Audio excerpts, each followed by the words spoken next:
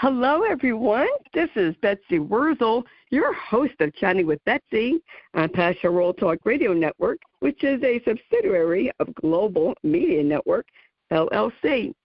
Our mantra is to educate, enlighten, and entertain. The views of the guest may not represent those of the host or the station. Folks, I am excited every time I do a show, and I'm blessed that I get to do this, that I get to talk to wonderful people. And I have with me tonight a phenomenal person. I haven't done many stories for some reason. I don't know why. I guess they haven't come to me about surviving cancer. Not just surviving cancer, but thriving through it to be able to help other people in their journey. And I think probably most of us in the audience know someone who has or have had cancer. I know I lost a very dear friend in January who had lung cancer, and that was devastating. And I want to welcome, I'm going to tell you about my guest. My guest today, Jersey girl, yes, not too, it doesn't look too far from me, is Tonya Marie Battleground. I hope I said your last name right, Tonya. You got it right. All right. She is Tonya, CEO of the Gingered Rose, LLC. She is host of Power, can read my own handwriting, Pantaloons podcast, which I highly, highly recommend you listening. It's YouTube, Apple, wherever you find podcast, phenomenal podcast. Tonya is also founder and director of Circle Haven, a spiritual group practicing Covent holistic spirituality. And Tonya is a cancer survivor, and we'll discuss her journey and how she helps others to know they are not alone. Tonya not only survived, but thrived, as I said earlier. And as you know, folks, I interview people from all walks of life. But the people that I really love to interview are people who have had a situation in their life, not pleasant, and they turned it around. They became victorious and are helping other people. This touches me more than interviewing CEOs and other people. Nothing against them. They all have something to offer. But I love a human interest story. I love to hear how people turn their life around. And we're all given situations, and we have a choice. Do we become better or bitter? Choice is up to us. But I want to welcome Tonya Marie Battleground to Chatting with Betsy. Welcome, Tonya.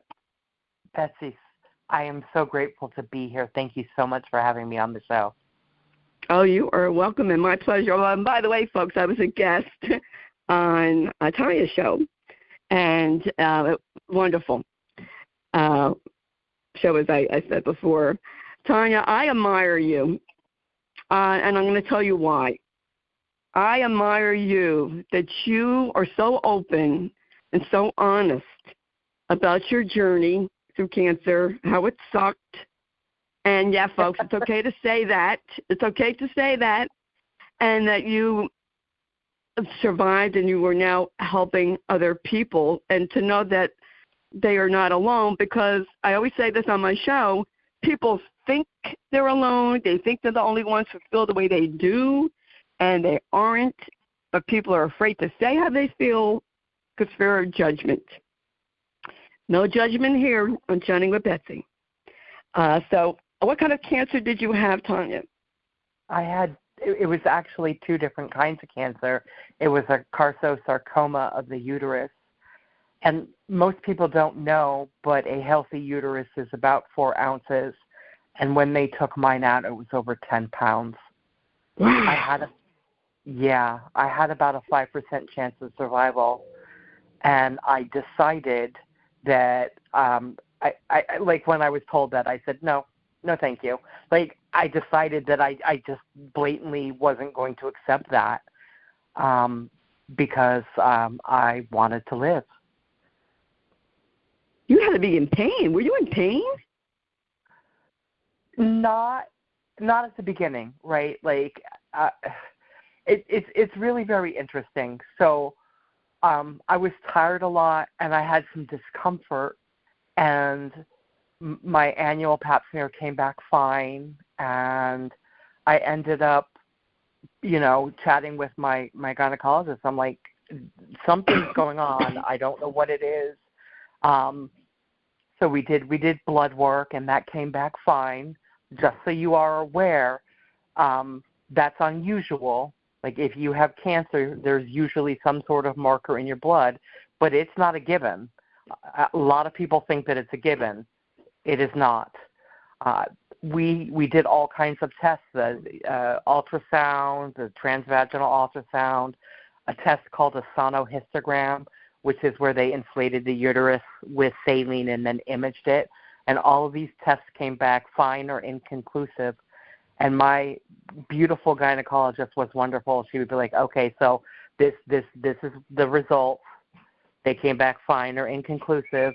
The next step would be, whatever, do you want to proceed? And so we proceeded to do a D&C, and that's how they found my cancer, which, if you don't know, that's when they scraped the lining of the uterus, and they found cancer cells in that.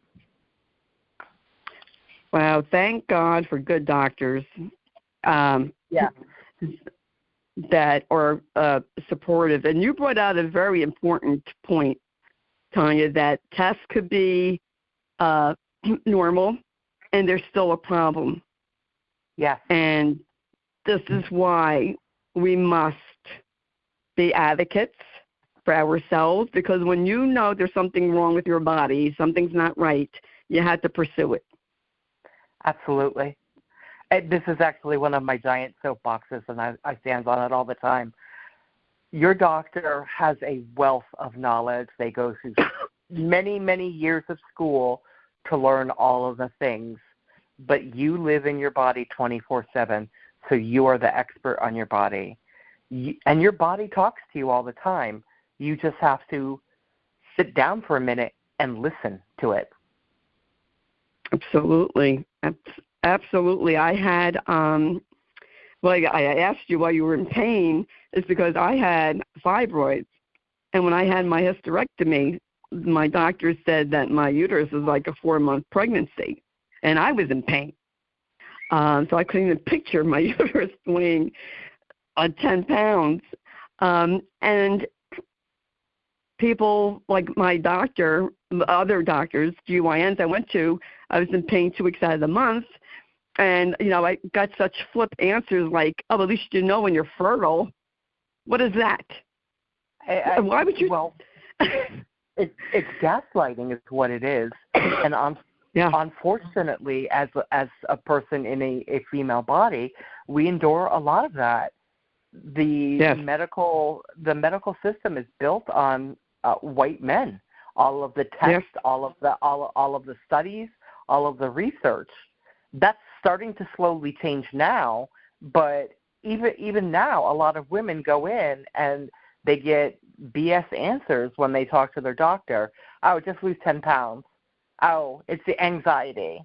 Let me prescribe you something for anxiety. When it's, I mean, you're bleeding out on their table, right? Like, and there's lose 10 pounds. It's insulting. It's absolutely insulting. Yes, and especially, women of color, but really mistreated. And I'm digressing here, but the thing is, listen to your body, go for another opinion. I said to my primary at the time, I said, I'm having pain 2 weeks out of the month, like awful pain. And thankfully, he listened to me. It's not normal, and thankfully, he listened to me.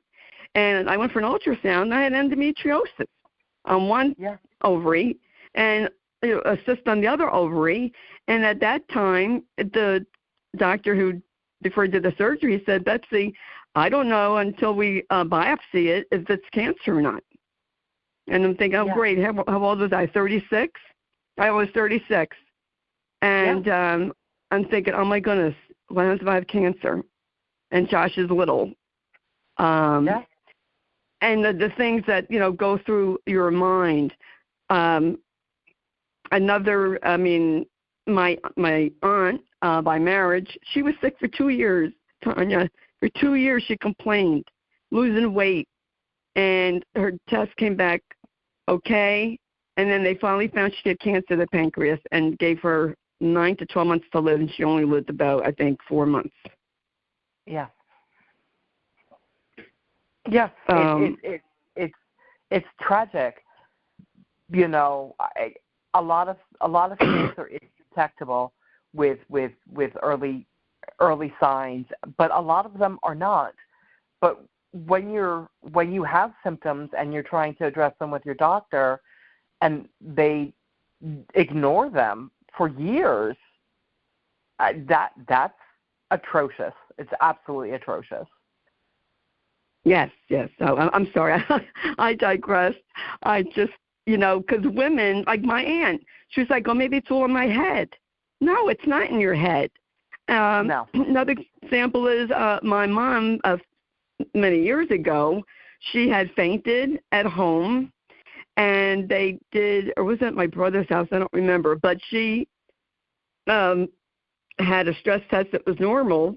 She still wasn't feeling right. They put a heart camera in, and they found she wasn't getting, the circulation right. She needed a pacemaker.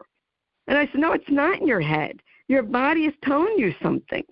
And this is why you can't always go by tests that are normal. Now, I'm not a doctor, never went to medical school, but I know enough to know that if something doesn't feel right in my body, I'm going to pursue it. And if I think there's something not right with my family member, I'm going to pursue it.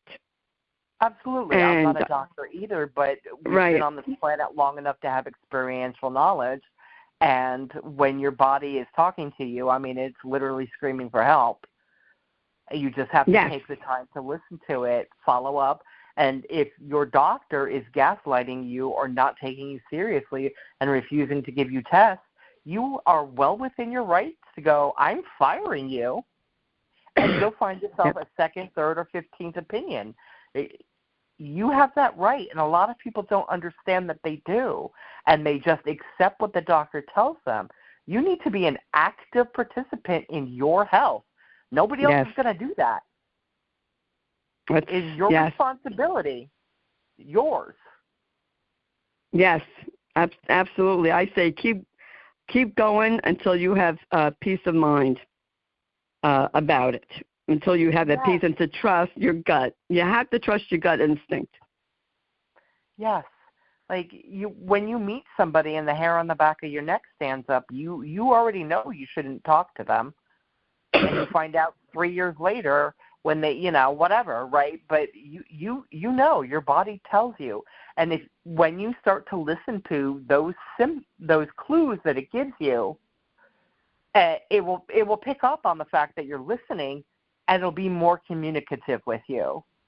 So I urge everybody to start doing it now, because when it's important, you already want to have this relationship with your body. Yes, absolutely. I have always went by my gut instinct, and I have never, only one time I was wrong, but and that was right. My husband was right for once with my foot surgery, but I said, that's a long time ago, 2004. I said, Matt, you were right for once. And I just think you have to go. I can't impress that enough. And don't care what others think of you.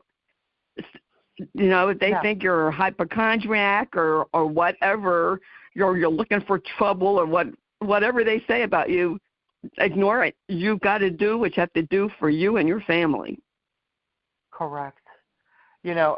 Earlier on you said something super important, and that is being transparent. And I want to speak on that for a minute. the reason that I am so transparent about everything that happened to me, you know, from the fact that I don't have any front teeth and I wear false teeth, and that has to do with bad genetics, but it also has to do with radiation, to poopsidents, which is self-explanatory, that still happen also because of radiation, to sexual dysfunction. It's important to talk about all these things because there are other survivors out there wondering if this only happens to them.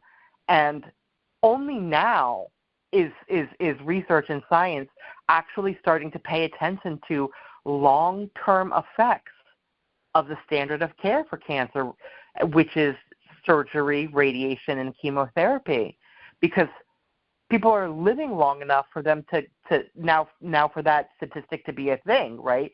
To find out what the side effects are, because for so long people were dying of the treatment, and now people are living through it.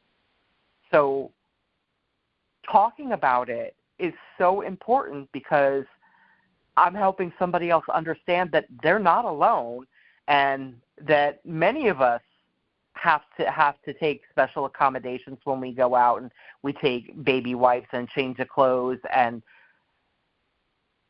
just move on with our days, right? And it's I'm so grateful to still be alive, but my body is very different, and I've just had to make accommodations for that, just like anybody would have to for anything, right? Like as you age, you have to make accommodations.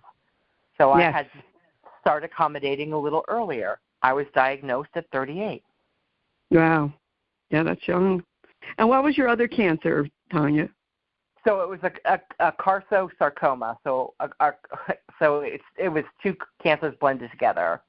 Oh, so it's okay. Carcinogenic sarcoma. So they're two different cancers. Sarcomas are really rare. It's a rare cancer. That is just, that's mind-boggling. And you're right, the long-term effects of chemo and radiation probably weren't addressed because people didn't live as long as they are now. But you hear of people having chemo fog, chemo brain. Oh, that's the thing. That's so true. You have that, and as you said, you have loss of hair. Your teeth, sexual dysfunction, and people might think, oh no, someone else may not have that. I'm afraid to discuss it, but do. And then the effects on your skin. Some people get radiation burns. From the radiation. And then bearing children. Some people who want to have children, they get their eggs frozen, their embryos frozen. If they want children for, at a later date.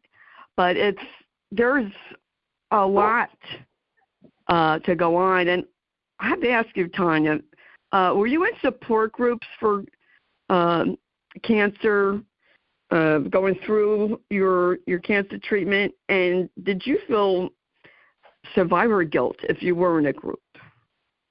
So, yes and no. When I went to investigate Gilda's Club, and when I went there, I went to 2 meetings, and I wanted to know what everybody was doing and how they were helping themselves and what kind of alternative, holistic or whatever kind of other modalities they were adding to their treatment plans.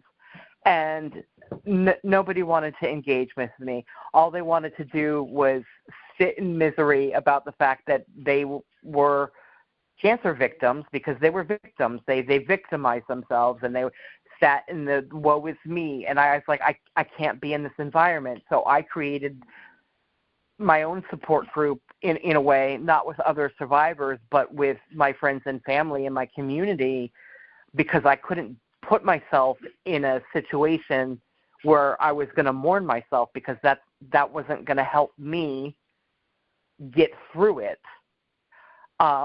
Survivor's guilt is a real thing, and Sometimes, absolutely. Absolutely, I do, and sometimes I don't. It's so weird.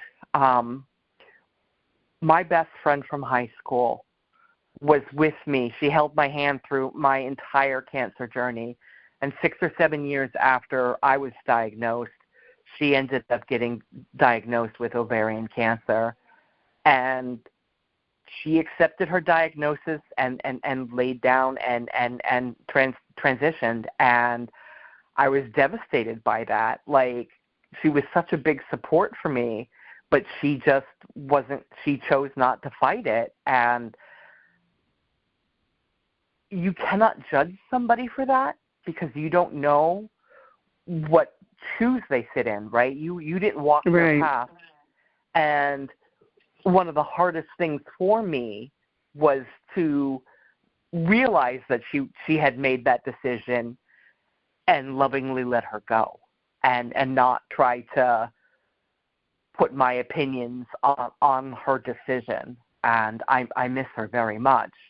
And sometimes I do have guilt that I didn't die, but I'm so happy to be here. And it's a thing. Like those of us that have gone through stuff like this end up with PTSD, and that's not addressed at all by anybody.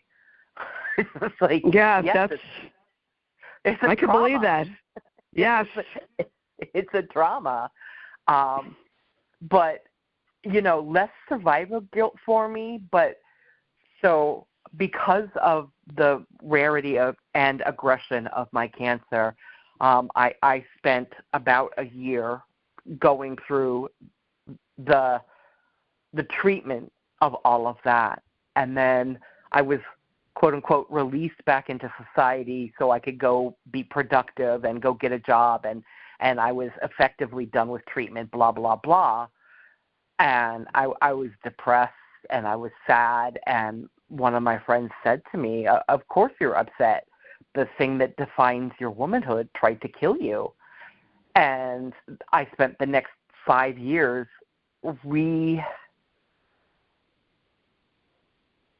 I don't even know how to say it. So redefining the divine feminine in myself, finding my femininity. Like running around bald for a year really didn't help me. Like that was a trauma piece, right? Even though I knew I was going to be bald, so I rocked a mohawk for a little while. And the night before I went in for my first round of chemo, we shaved off the mohawk. Hair is so, you don't realize how important it is and how large of a piece of your identity it is until you lose it. I could imagine, yes. It's when I was a nurse and I floated and I worked on the oncology floor. I'll never forget this. This is like over 40 years ago. This man, his pillow was full of hair. Like I never saw something like that before. Hair, not just on the pillow, but on his sheet. And I'm thinking to myself, this poor man. It's just heartbreaking. And as a woman, we identify with our female parts. Let's face it. And even to lose that, you feel like you're losing part of yourself. I had a hysterectomy at 38, not because of cancer, but because of fibroids, and I felt the loss. I'm not comparing my journey to yours with cancer, but, and I was thinking, okay, am I still a woman? Am I still going to be able to enjoy sex? And is my husband still going to desire me? That these are the things that we think of, and I could just imagine, and I thought about it. What do these women go through that lose their uterus to cancer, that lose their breast and their hair to cancer? Psychologically, Tonya, it's devastating. And I'll talk about it, folks. Yes, and it's not addressed. At all. At all. And when I talk to other women who have had hysterectomies, you know, all of them tell me that it definitely altered their sex life and that they had some sort of dysfunction. Well, right, like, so now you don't have estrogen and progesterone, and you don't have your woman hormones, and that's going to affect everybody differently, and you don't know if you're even going to want to have sex, right? All of these things, but, like, you know, like, do I care more about sex, or do I care more about being alive, right? And it's nobody should ever have to make choices like that, right? Like, right. But, you know, and honestly, for 5 years after my hysterectomy, I wasn't able to have orgasm, and I didn't think I'd ever have it again. And when I talked to the oncologist, she's like, well, you might not. And I was like, well, that's a BS answer. Is that what you want to hear? Like, that's all you got? That's your only answer? Like, really? Like, it goes back to being insulting, because, you know, we've been doing hysterectomies how long now? And our only answer is, well, it sucks to suck. Like, yeah. You would think by now we would have better answers. But that goes back to the fact that our medical system caters to white men and has for a very long time. And that's another aspect, Tonya, is, you know, thinking of, you know, and I'm going to be blunt here, being, you know, sexual beings. And then if you have a partner, whether you're married or in a relationship, whether it's with a man or woman, whatever floats your boat, then you worry, okay, am I attractive to them? Are they going to cheat on me because I'm missing my breast, I'm missing my uterus, I'm missing my hair? And I could just imagine what women must think when they are going through this. And, you know, how many partners are supportive of their wife or their, you know, their partner, whatever you call yourself. That is really important. I mean, it takes a special, maybe you shouldn't take a special person, Tonya, to help support someone and still love them through it. I love that song by Martina McBride. What's the name of it? I'm going to love you through it. Such a, every time I hear that one, I cry. Me too. I cried when I saw the video. It is such a powerful song, and it's like, you know what? I'm going to love you through it, and that's what we should do. I think it comes down to personal ethics, and I also, I mean, like, when you swear to your partner and before whatever deity you believe in, that you're going to love, honor, and cherish forever, right? Like, till death do you part. Sickness and health is part of that. If that's the vows that you took, right? So when I went through my journey, I was actually single, and I didn't have to worry about any of that. And I don't know any of the statistics, but I feel very strongly about the fact that you should support your partner. But I also know that you don't necessarily know if that's a burden you can handle because of your own past traumas. And I have seen friends leave friends because they couldn't watch them go through this diagnosis. And, you know, trying not to be judgmental as to why they had to run away, because you don't know what their trauma is and what they're working through. You have no idea what shoes they're filling, right? So it is a very complex answer. Like, yes, I think you should support your partner because you vowed to do that.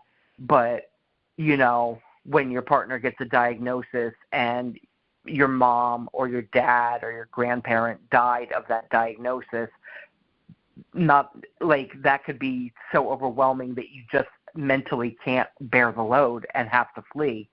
So it's very difficult to make a clear-cut opinion on this because we're so complex that we don't necessarily know what all of the circumstances are, so we should not judge people if they can't handle it. Yeah, that's true. That was this is over 40 years ago. My mom's best friend had cancer of the liver, and I loved Tessie. Yeah. Tonya, I couldn't go visit her in her house. I didn't want to see her. I was 22. I was 23. So I was young, naive. I didn't want to see her. Yep. Now, I regret that. I really do. I saw her a couple of times. Once she was over at my mom's house, once I went over to visit her, and I wish I did go over to see Tessie, but I didn't. And so I can kind of understand, that in a way. Now, of course, now I would, because I'm wiser, I'm older now. I think that I'm going to say that experience is part of the reason why you're wiser and older, right? Because you carry some kind of feelings about how you behaved in that situation. And you didn't like how you behaved in that situation, so now you're better. Right. And having experience change you for the better. Yes. And, I saw with my husband's dementia diagnosis, people run. They run away because they fear the unknown. And I was under the impression that, and I was wrong, that those with a cancer get more support, but not necessarily from what you were saying. So I was wrong about that. So thank you for informing me. I think part of the reason people run when a dementia diagnosis comes into play is because they're afraid in the back of their heads that they're going to catch that, and they don't want to see that because they're afraid that that's their future. And as somebody who spent some time with the chemo brain, I got an actual taste of what that feels like, and I don't ever want to be diagnosed with dementia. I don't, it is so terrifying as a person who's encountering other people and not knowing what's going on, doesn't know who's talking to them. It's a thing, and I think it has made me more graceful to other people. But I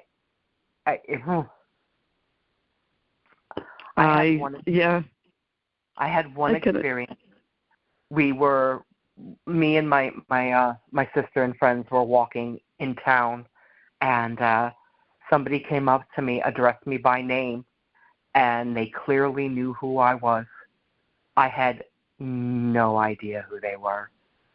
And my absolutely graceful response was to burst into tears and run away. I've gotten much better about the kind of situations like that because I still have them. Even 17 years after my diagnosis, there are still pockets of my memory that are just not there anymore.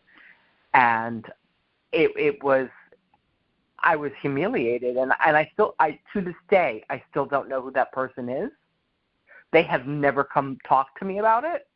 I don't know if they're in my life still or not. I legitimately do not know. I definitely could imagine that's frustrating. I mean, my senior moments, as I call them, sometimes, especially when it was COVID and the mask, and you don't know who, you can't recognize them because they're wearing a mask. Because someone said hello to me in ShopRite, and went, "Do I know you?"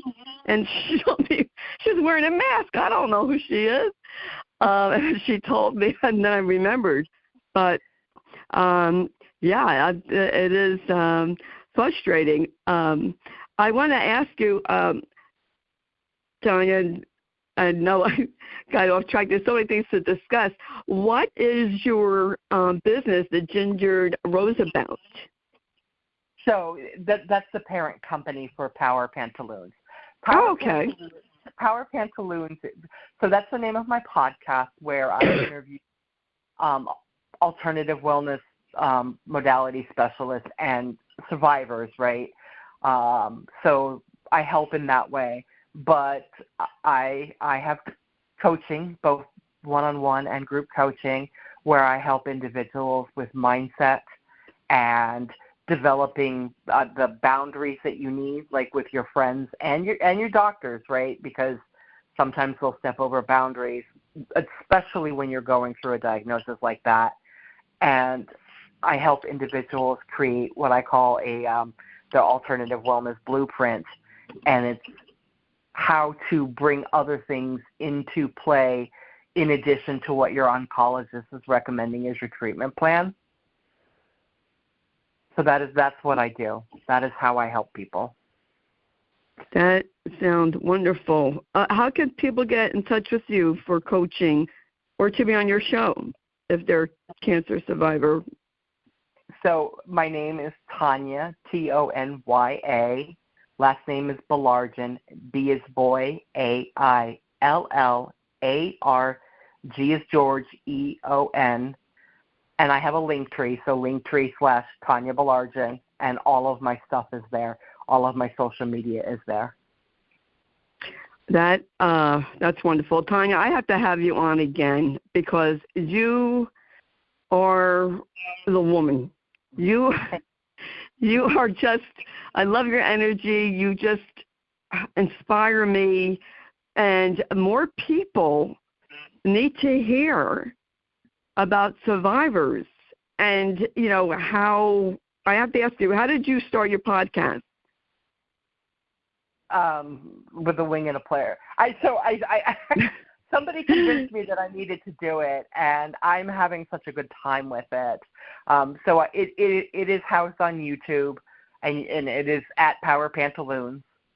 And the reason that it is called Power Pantaloons is because when I was going through my cancer journey, every day the only thing that was on my to-do list is when I changed my underwear, I would visualize that I was putting on Wonder Woman's underwear, because to me Wonder Woman doesn't die. So it was a physical representation of actively deciding to live every day. I love that. See, when you have a will to live, that helps. That really helps. I knew someone, and she was diagnosed with, I think it was non-Hodgkin's, when she was 25. And she said that changed her life. She listened to, healing meditations. They told her she was going to die. And she said, I'm not going to die. Get out of my room. And they said she wouldn't have children. She had 3 kids. I firmly believe that whether you think you can or you think you can't, you're right. Confucius or Henry Ford or whoever you want to attribute that quote to, I do believe that your mindset when you go into a situation really does define how you're going to respond to it, right? So if you go into it going, I'm getting through this, your chances of getting through it are that much higher because you've decided you're going to do that. Absolutely. Oh, absolutely. My friend Lori, who just died in January, it's so ironic, Tonya. She said December 22nd, she said, I made it a year. They gave her a year. And she said, I made it a year, and 10 days later, she died. Not because from the cancer. That year. She accepted that year. Yeah. She heard it and she accepted it, and that's what her conscience decided. She fought it, and she was going to go for more chemo, and she just had come down with an infection and couldn't rally around it. And I was like, I couldn't believe it, because I thought I had, would have time to say goodbye to her. And she just, I just was stunned. It was just stunning. I mean, I knew Lori was going to die, but I didn't think she would. I thought I would be able to say goodbye to her. Yeah, no, I hear what you're saying. It just happened so quick. Yes, a lot of cancer deaths aren't actually based on the cancer. They're based on the treatment or the side effects of the treatment. Yes. It's not really the cancer that usually gets you. It's the treatment that does. Yes. But we can have a long discussion about that later. Yes. Yeah, oh yes. My mom had a friend, and Annette was a very sturdy woman. She had colon cancer. I believe she had colon cancer. She went into Sloan Kettering the day my dad was coming out of it, and she didn't die from the cancer. She died from the side effect of the chemo. She had a stroke. Yeah. And I believe she died from that. It's just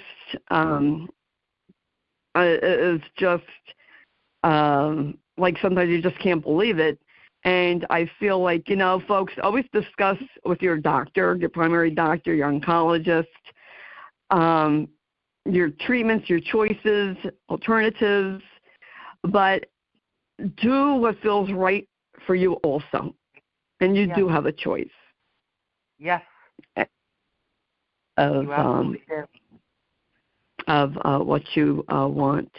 And I want to thank you, Tonya, for coming on and sharing your story. I'd love for you to come on again because you are an inspiration, and we could, definitely, there's a lot to talk about that we didn't cover. And folks, I want you to reach out to Tonya if you have cancer, if you are a survivor of cancer, and you want to get in touch with Tonya.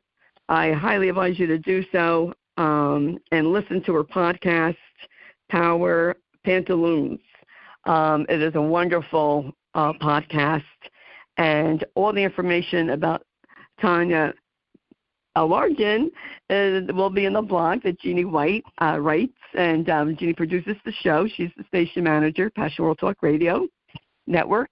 And I want to thank Lillian Caldwell, who is CEO of Passion World Talk Radio, makes this all possible. And I want to thank you, the listeners.